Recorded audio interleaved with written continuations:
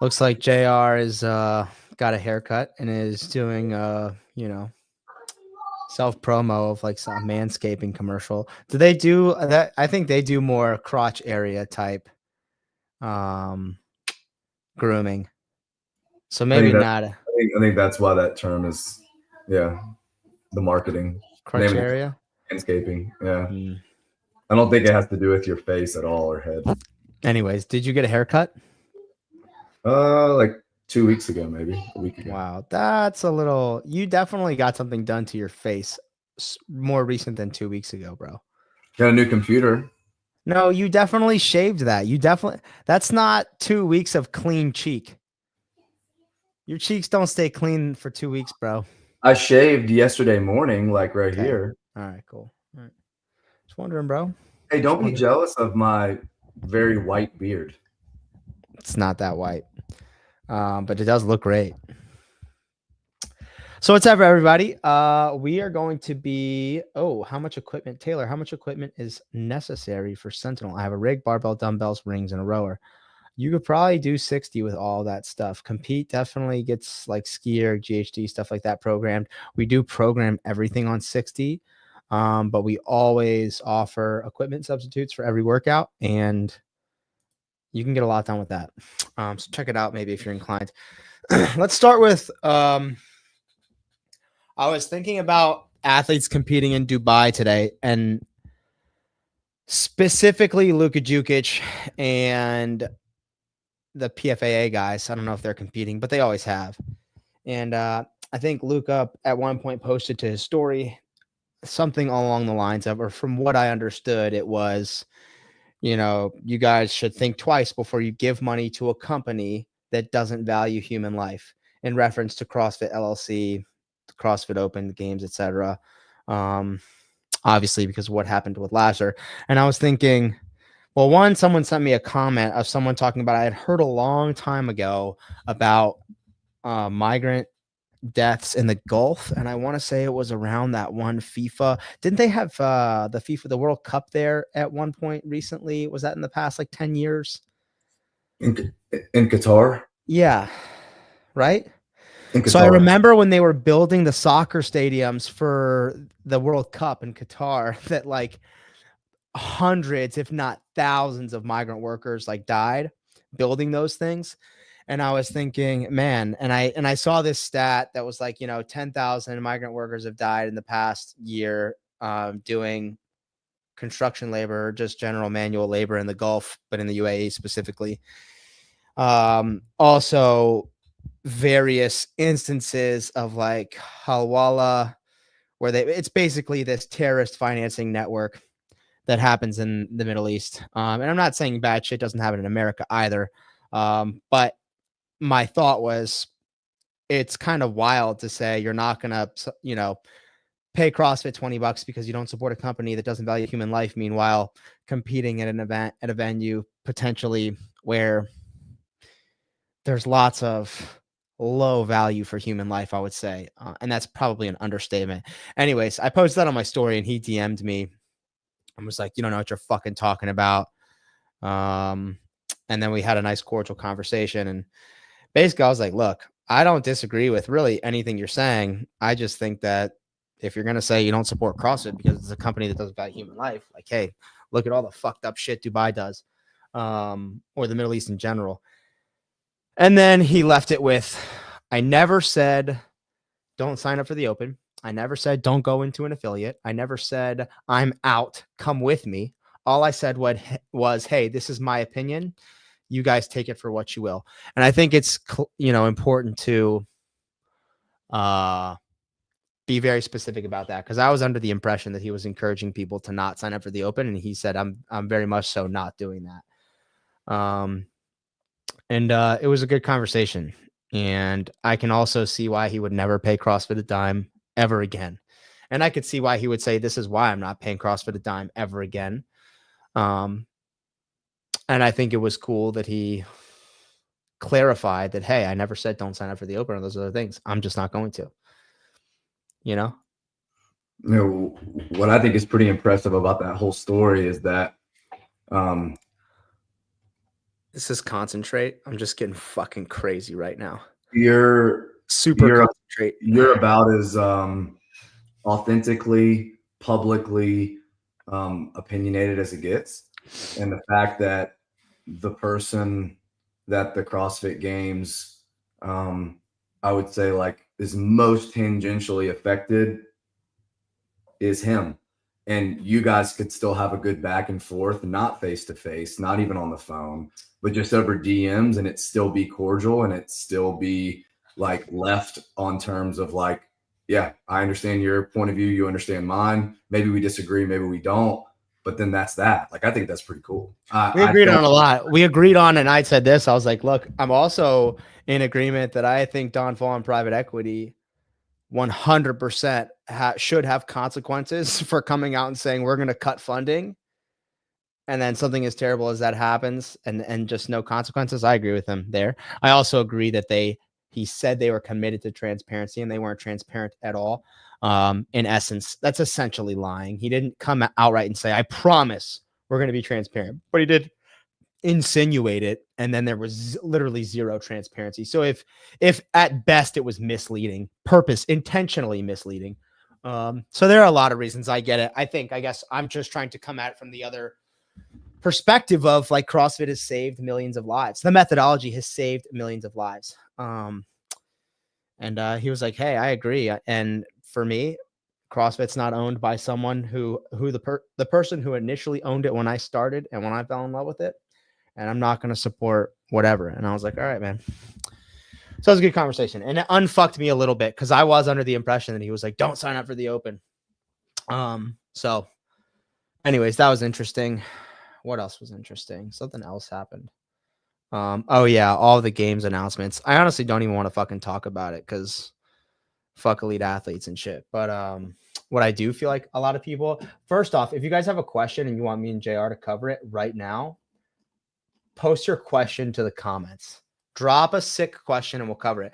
The idea I had for the show was talking about how to work out around the holidays, but maybe get a little more nuanced. Like, is there a specific style of programming, formats, movements that you prefer while traveling, that you prefer when you're not eating perfectly? Does that like if you're eating a big ass fucking Christmas Day meal or Thanksgiving, whatever, what most people do around the holidays, which is normal, do you train any differently? Do you train more? Do you punish yourself? Do you do more cardio? Do you do more weight training to build muscle mass? Do you do JR doesn't ever eat anything bad, so I'm not sure he's qualified to talk about this, but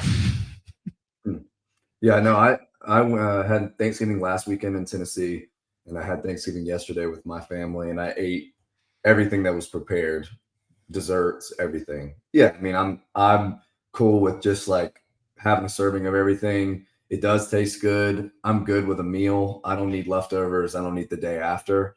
But for me personally, uh, for many, many, many years, I like treated food as a reward, like a dog, and I treated also food as punishment. Likewise to exercise, like very much so, like exercise bulimia, right? Like I would eat pizza, and the next day I would starve myself for a day and do 3 or 4 workouts to try to punish myself or get back to even or whatever.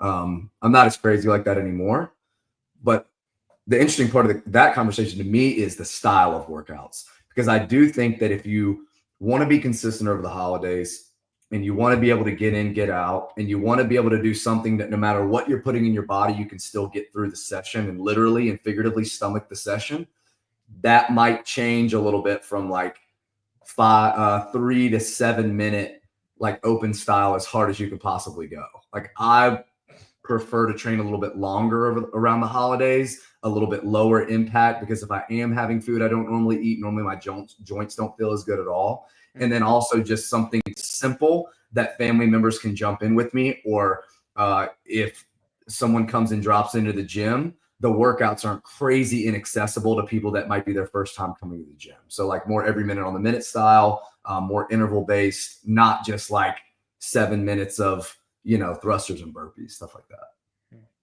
Yeah, that's what I was thinking. That when I feel the worst, or if I'm coming off the most rest, or you're eating like crap, it's always nicest to ease back into training with longer sessions, a lot of machine based stuff that is, like you said, low impact but also you dictate the intensity.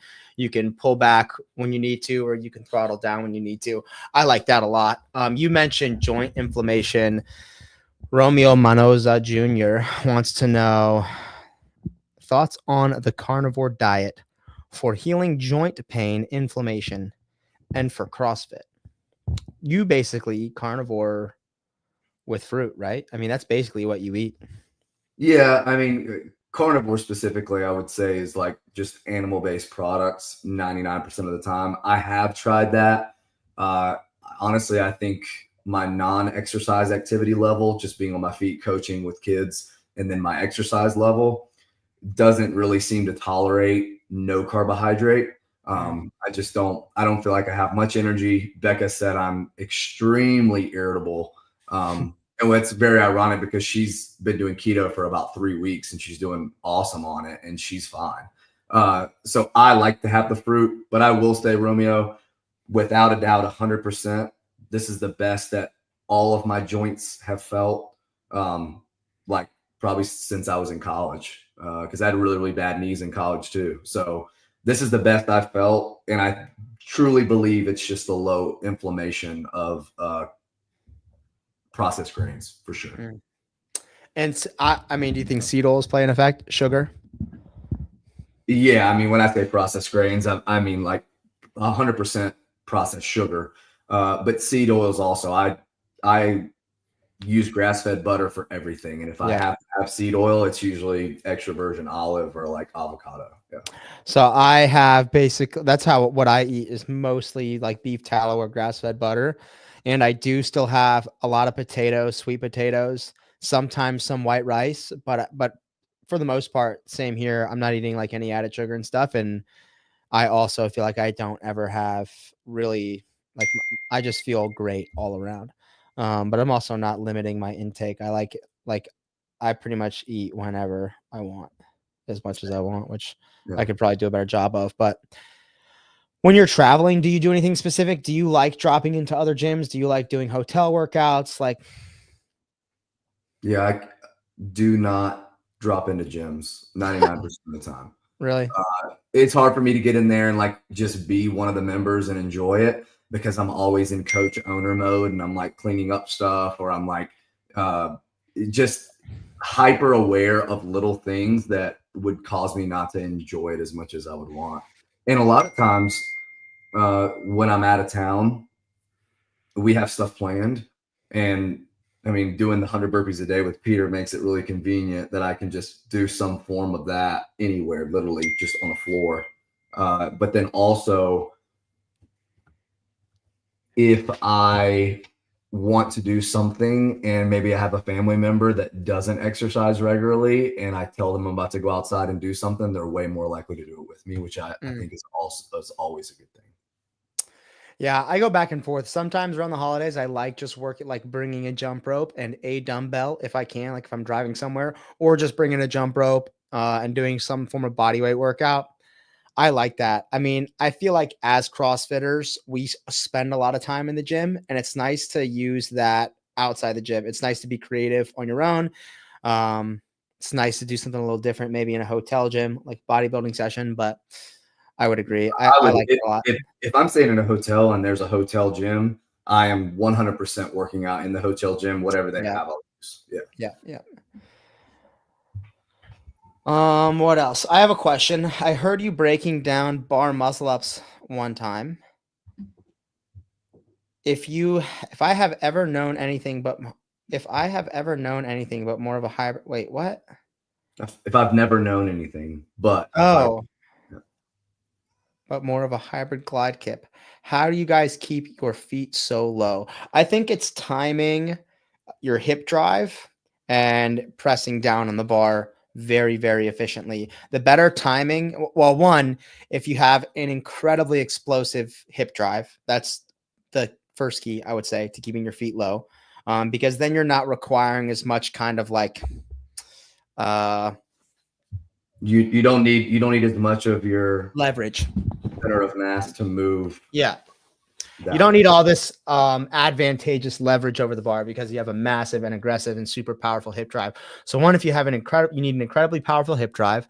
And I like to use Russian kettlebell swings, like really heavy Russian swings. And if you Google like Russian kettlebell swing, kettlebell expert, like don't watch a CrossFitter do it. Watch like a kettlebell person do it and watch how explosive they extend the hips and they kind of pin the kettlebell down with their lats at the top. So they don't let the kettlebell just continue to float up. They do this really explosive hip extension. And then as soon as the kettlebell gets to like nipple height, they're pressing down on it to keep it from going higher. That's also great because it trains really fast hip extension and then pressing down, kind of like you do on the bar muscle up. But then once you have that really powerful hip extension, you need to be really good at keeping your feet together, keeping your legs relatively straight, and keeping tension through your midline so that you can transfer that energy to the pull-up bar. Like a lot of people with a super powerful hip drive, you then see them bend the knees, they get all crazy, they lose all this power. Like the tighter your body is, the more energy from the hips gets transferred to the bar. So super powerful hip drive, good tension through the body, and then really good timing, I think, is what allows you to keep your feet low on a bar muscle up. So it's just really about extremely aggressive hip drive, tension, timing. As soon as you open the hips, pressing down on the bar and turning over top rather than being so delayed. On the rings, I feel like if you are strong, you don't need to get horizontal and then pull yourself around and over top the rings as much. You can use a really powerful hip extension and pull through the rings. You can't pull through a pull-up bar. It's a little different. But on the rings, the way I stay more vertical and keep my feet down is I don't really ever get very horizontal. My feet stay low kind of the whole time, and I'm pulling up and through the rings. Yeah, well, a lot of times we talk about ring muscle ups, and we tend to put it more in the pressing basket when it comes to limitations, especially in competition. But it really is and should be a pull and a push, and very few people are able to do them that way. I would say for the majority, even of like competitive athletes, I mean, even Matt, like in his prime, and his looked great. He kept an amazing body line. He would get almost horizontal with feet straight and almost looked like he was just firing his toes down and flexing. And he had a really, really aggressive sit up. So like he felt really comfortable in the bottom of a dip and waiting a little bit longer. I mean, obviously he carrying a lot of weight in his lower body as well. But I think that the style that Taylor is talking about, if you're a good puller, if you're really good at bar muscle ups, you can become really good at ring muscle ups because of that timing. Otherwise, I can tell why a lot of people who are good at bar muscle ups really struggle on the rings because they try to make them the same movement and they're just not. Have you? Okay, so I posted this workout earlier, maybe late last week, and I was like, would you rather do 30 thrusters at 75 pounds as a guy or 40 thrusters with an empty barbell? What would you Empty rather bar? do? Yeah. Oh, I think a better question is 30 or 50. Would you rather every 3 minutes for 5 sets, 30 at 75, or every 3 minutes for 5 sets, 40 with an empty bar? Still 40. Really? Yeah. Dude, I don't know. I feel like 30 at 75 is easier. Huh. That's I don't interesting. know. I don't know why I think that. That was one of the compete workouts today. If it became 50 with an empty bar, then I would pick 30. So I guess that's my number where I like the other way. The tipping point. So maybe the very equal point would be like 30 and 45. Where Yeah, it's like, probably. oh, it's not much different. I don't know. Bonnie, do you guys keep an eye on CAP programming? Our gym follows it. Feel like it's on a steep decline. I'm okay with doing workouts that aren't always fun, but 0% creativity right now. Join Sentinel this week. Well, first off, thanks for joining Sentinel. That's sick. Second off, you should check out JR's affiliate programming. You should tell your owners to check that out if they're looking for affiliate programming. That's sick. I will say this. No, I don't look at CAP. I usually look at it right around the open, honestly, and that's it, to try to find some things that maybe they're not going to try to program thrusters on a Wednesday, and then when the open workout comes out on a Thursday, there's also thrusters. Probably isn't likely. So I use it a little bit more to try to find information, but I don't follow it daily. We thought that last year. I was like, oh, there's no way the third week of the open is going to be thrusters because the day before is heavy front squats, and then it was thrusters. Right. So I don't look at CAP because it sucks ass, and that's just my opinion. I love CrossFit. I love the methodology. I think CAP sucks ass. I don't think the coaches' notes and all of that sucks ass. I think that's really great. But I think in terms of just the actual substance of the programming, it's watered down poo poo caca bullshit. I just don't like it at all. It's not representative of the methodology almost in any way. It's like we're making all of this stuff so easy so that anyone can do it, rather than I mean, it just is like reverse burpees or fucking inverted burpees and candlesticks and scales. And I'm like, God, just stop. Also agree, very, very bad at being creative. But also even .com is on the decline, unfortunately. And maybe they can bring it back. But I think that's one of my biggest misses from HQ right now is you're going to establish yourself as the world's leader in coaching and training. And at one point, programming as well. But now you've slipped into this, oh, it's hard to fuck up if it's CrossFit. Like, as long as it's CrossFit, it's going to be effective. Well, why not take the same virtuosity that you apply to movement and to coaching and to training others and apply that to programming too? And it just is like, hey, Dave and Boz are phenomenal programmers. Let them program main site. Why do you have some slapdick just throwing out whatever the fuck he thinks is? It just is. Yeah, I don't know. Don't get me started. Anyways, Bonnie, no, I don't watch main site. Sorry. What'd you do today for a workout? Change the subject. I did 4 workouts and I have 2 more to do. Jeez. It's really that none of them were that hard or that long. Today, my goal, this was a weird goal, and I don't know why I had this, but yesterday I was like, I want to do 6 workouts tomorrow. And I didn't eat even any dessert yesterday, so I'm not like punishing myself. I just have not been training a lot. I had no coaching today, so like I had a lot of extra time, and I just wanted to do more. It's been a while since I have, so I started out. Let me pull this up. I remember it. I just want to read it verbatim. The first thing I did was I warmed up and I did kind of a strength piece that was a 10-minute AMRAP of ascending reps 1, 2, 3, 4, 5, 6, 7, etc. until time expires, of push jerks at 205 and strict chest to bar pull-ups. And that I have programmed on Sentinel next week maybe, but it's split jerks at 225. I wanted to work on push jerks and I just wanted to stay at body weight, and I haven't been doing a lot of heavy stuff recently, so that was like heavy for me, taking the barbell from the floor. So that's what I started with. Then I went directly into a 60 workout from last week. That was 42, 30, 18 row calories, 21, 15, 9 clean and jerks, 135, which was nice. And then I did today's 60 workout, which was 10 rounds for time, 10 bench press, 135, 10 dumbbell step overs with 50s, which was a nice workout. And then I finished my morning session with every 10 minutes for 3 sets, 3 rounds of 21 cal bike erg, 7 burpee bar muscle ups. I haven't done a burpee bar muscle up in like, I can't remember. So that was hard and good as well. Yeah, that's a lot. A lot of mid time domain. The intervals were like 5 minutes. Both workouts were 9 minutes, and then that AMRAP was 10. What did you guys do at Charlotte today? Like, first of all, were you closed yesterday? That was what we did. We did that workout, the bench step over. What's the class? Today. Yep. Today was that class. Okay. Yep. Yeah, I did the class workout this morning, and I actually think this would be a really good kill Taylor, if not these 2 machines, something like it that's just 2 machines, interval based, because you do that stuff all the time anyway. Mm-hmm. And just to watch people try to like destroy themselves to finish in a certain interval. So it was for time 100 or 80 cal bike erg for the females. One of the few times I'll make that modification, and it was perfect for this because it's more power output. 2 minutes on, 1 minute off. The buy-in is 25 or 20 cal row, and then max cal bike erg until you get to 100. So you keep buying in 2 on, 1 off until you finish. That's nasty. Do you think you could do it in 3? What is it? 25 row max cal bike erg? 25 cal max bike, 2 on, 1 off until you get to 100 cals. Do you think you can go 33, 33, 33, or like 35, 33, 32? Or yeah, I could definitely finish in 3. I finished in 4. I had 14 to finish in the 4th interval. Yeah, I've been biking and rowing a lot. I haven't been skiing a ton, but I have been biking and rowing a lot, so I feel pretty confident in that. And then what I'll do this evening is I'll do 30 alternating Turkish get-ups with a 70. So 1 on the right, 1 on the left. So 1, 2, 3, 4, just alternating arms. I'll get to 30 reps. Turkish get ups with the 70, just to do something like kind of heavy and hard total body. And Kettlebell. then, kettlebell.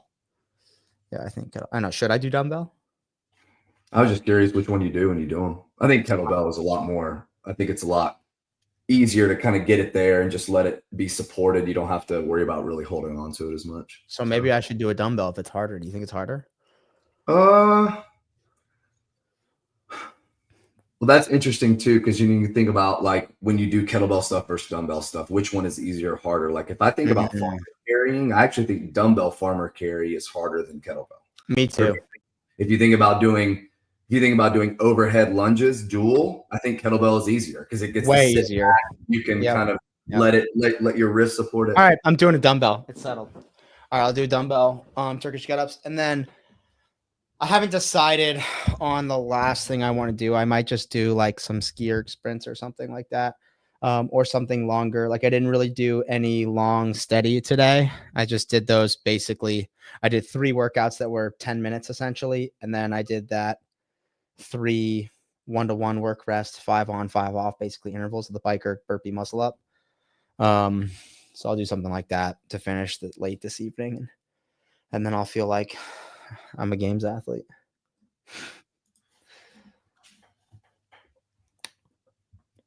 What'd you do? When your members start to travel and you know that they're going to be out of town, do you recommend that they focus more on intake or they focus more on output? So do you tell them, hey, I know you're probably going to be around family. You don't want to be the guy that's saying, hey, I can't eat that right now. Do you tell them to just, be social, eat some things, but make sure you crush yourself in the gym too? Or do you try to tell them, hey, if you know you're not going to get to work out as much, make sure that your diet is still spot on? Do you advise them one or the other? I would tend to prioritize diet around the holidays. It's a lot. Well, I'll put it this way. It's not easier, but it is way more simple to manage your intake than it is to find time or a place to work out when you're someplace new or someplace different or have never been to wherever you're going. It's definitely a lot simpler to say, okay, I'm not sure when I'll be able to get away from family. I'm not sure if this place allows drop-ins. I'm not sure if there's a place for me to work out. But it's definitely a lot more logistically simple to just not put bad shit in your mouth. I'm not going to say it's easier. And I don't think people should do it. I actually think it's harder. I think it's 100% is harder. It's 100% harder. But I think your difficulties describe your needs. That's an old Glassman quote. And if you really struggle with controlling what you're putting in your mouth, then that's what you should focus more on. So if it's really difficult for you to control your intake, then managing your intake is probably the lowest hanging fruit in terms of you becoming fitter and a healthier person. So I would say that's what I tend to just tell people to prioritize. It's not easy. You still can have pie on Thanksgiving. You just, like you said, you don't need to go back for seconds. You don't need 2 fucking plates of pie. You don't need pie at every fucking meal, etc. Yeah, and I mean, just in the last couple of years, I think because Becca has been doing intermittent fasting for a couple of years now, where she goes into work really early, but typically she'll just drink coffee and doesn't start eating until about 1 or 2. So her window is kind of like from 1 to 8 or whatever. And something that I would have never done previously, when members tell me, hey, I'll be out of town for this week, or I'm going to my parents' house, or I'll be gone a lot off and on in December, and they ask me about working out, they're like, can you give me some stuff to do? I'll probably just have like a floor, and I'll send them some stuff. But if I know specifically that they have like body weight goals, aesthetic goals, I will tell them, hey, dude, you might want to try this. If you know that like at dinner time, the family gets together and you all sit around and you eat and you talk about when you were kids and all that kind of stuff, just do that.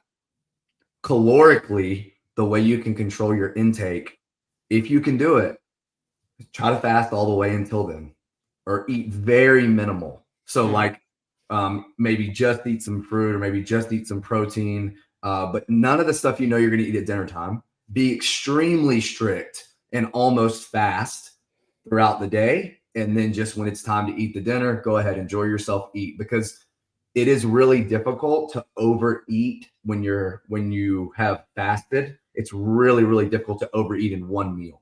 So it's I like to encourage people to do that. If they really push back on like, hey, food quality is just going to be terrible. Like my family just doesn't eat the way that I eat, and I don't want to bring Tupperware and all that. I'll tell them, hey, this is an option. Yeah. Cool. I love that. Love that idea. What's new with you?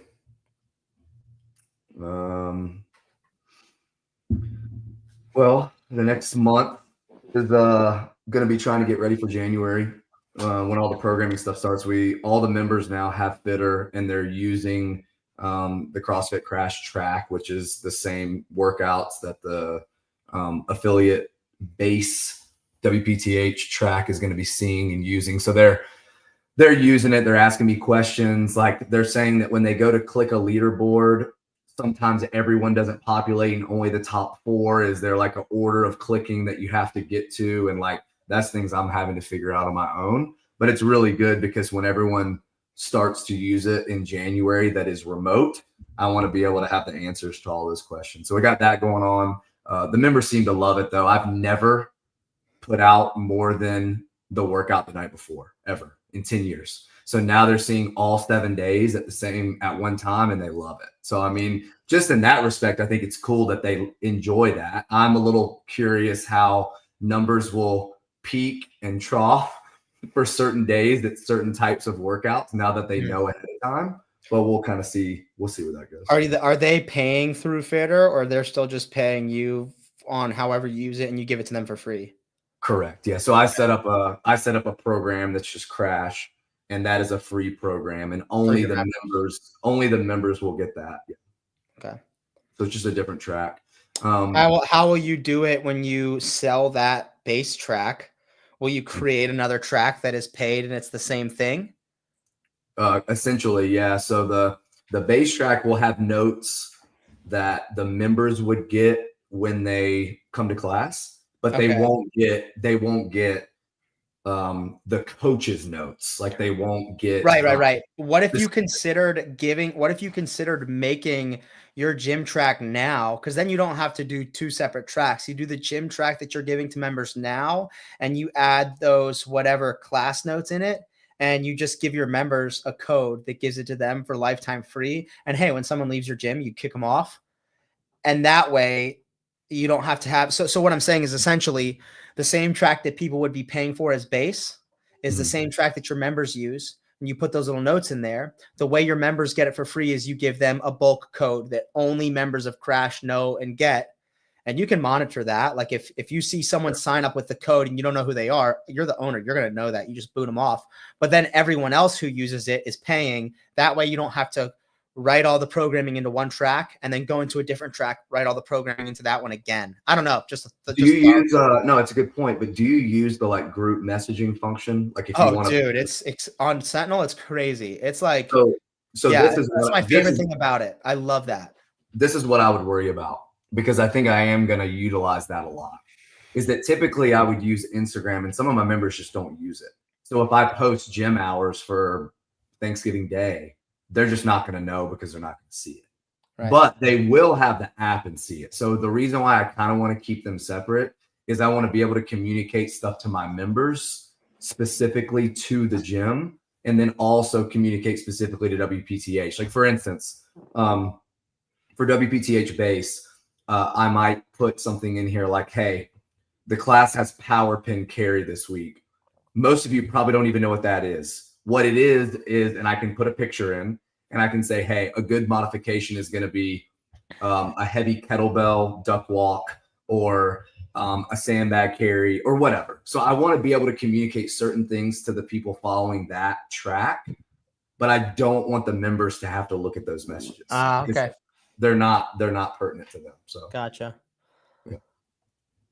Well, if you didn't want them to look at it, I'll just add one more thing. Like here, let me just I'll show you real quick. We should do a show on this.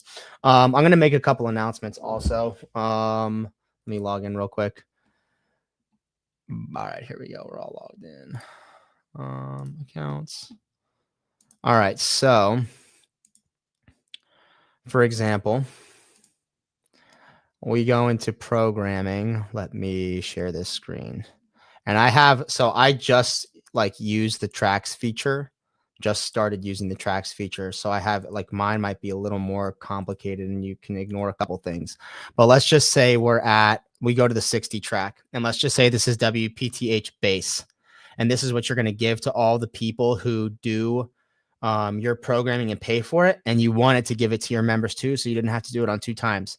Say this is your workout of the day. You just have the workout of the day here. And this is where you would have your notes for the power pin. You can just do that. And then when your members, the first thing they see is the workout and they don't have to scroll past it to see the notes. But you see what I'm saying? Yeah. And I'm not saying that's the right way to do it, but you could potentially, it might save you time. Okay, real quick. Roman, sorry for the random question. Taylor, do you still recommend Vivo barefoot shoes? I love them. I have a pair of leather ones, the Census. They're insane. I love them. I wear them all the time. They look like the dumbest and gayest bowling shoes ever, but I still wear them. Explain EMOM volume training you mentioned with Bryson, where you did a 10-minute EMOM. Explain minute 1, 1 rep, minute 2, 3 reps, minute 3, 1 rep, minute 4. Wait, huh? I'm confused. J Tuck, you're gonna have to elaborate a little bit. I'm confused. I don't even recollect that. Okay, so couple of announcements. One, on the Sevon podcast, we're going to do a coaching development series where we do a live show with a level 4 CrossFit mentor from the coaching development program that basically evaluates a class that I teach as I'm preparing for the level 4. So we're going to be coming out with that maybe next week or the week after. And we're just going to go week by week, but we're going to have an episode every week. It's going to be fucking crazy cool. JR is rolling out his programming in January. Do you want to, well, let me talk this through and then you explain what you're going to do. We have a Sentinel promo coming up. If you're already a member, also go into the Fitter chat and make sure you find the level 1 scholarship link for the application, because we're going to be giving away a level 1 scholarship. It's just for someone who doesn't have a level 1. It's not like, oh, if you have a level 1, you could get a level 2. This is just a scholarship for someone who has a high potential to be an extraordinary individual who can spread the methodology and can affect the most people. So we're just looking to give it to someone who wants to put it to use. If you're not a member of Sentinel and you sign up in the month of December, me and Bryson for the entire month of January are going to be doing 30-minute video calls every morning. And we're going to have a basic, like a 30-person limit. We already have the Eventbrite thing set up. So as soon as you sign up, we'll have this link published and we'll be sending it in the Fitter chat basically every day in the month of December so that people can sign up to one class. You'll get basically access to us for one video call with up to 30 or 29 other people to answer literally any question you could possibly have about training, starting the new year off right, getting into shape, whatever. It's going to basically be just kind of like unfettered access to us. If you have any questions, other things. Yeah. I guess I'm going to start in December. We'll start posting the link to that sign up into the Fitter community chat. And it might annoy people, but we're just going to send it every day in there. I can't post on Instagram because then anytime Dick and Harry can sign up for the Eventbrite if they're not a member. And this is only going to be available to people who are members of Sentinel. Yeah, I think that's it for now. Sick. Tell us about WPTH. What's going to be coming out in January? Yeah, so you get three different tracks. Two of them are really like tracks. One of them is just the CrossFit Crash Gym programming. That's base. Coach is those workouts with also whiteboard stimulus, equipment modifications, large class format changes in the workout. Like let's just say that we're doing a workout that has rowing intervals and you only have 5 of them. You typically have 20 people in your class. Then I might change the style of the interval so that you can run everyone through in a class of 20. Because I think even if you're doing like fight my bad style, or even if you're trying to change stuff. I don't want the coaches to have to worry about having to modify a style of workout based on their gym. And I think as we go along, if I'm more in contact with gym owners, which I hope I will be, I'll know their gym and specifically what they need. And I can send them a quick note and be like, hey, dude, for your gym, do this instead. And it'll be really easy. 8 track. So WPTH 8, the number like hate, H, right? EIGHT.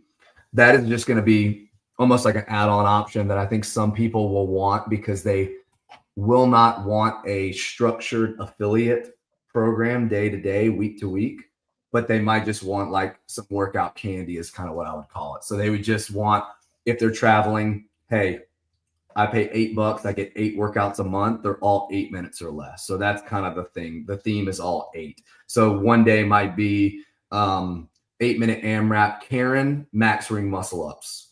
That's just a workout that maybe someone will want to do because they're like, That's disgusting. I just like, I want to see where my muscle ups are at, and I'm good with light squatting. So I'll add this in to the end of my session because I mostly have strength work today, whatever.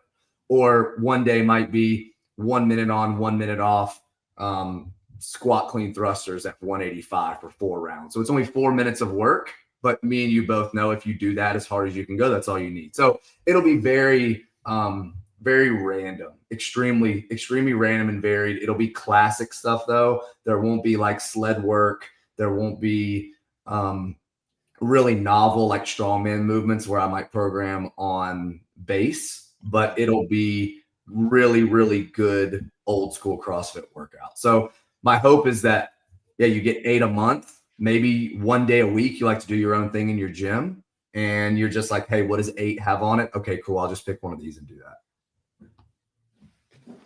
Sick. All right, guys. Well, it's good seeing you today. A little shorter than usual, but that's going to be it.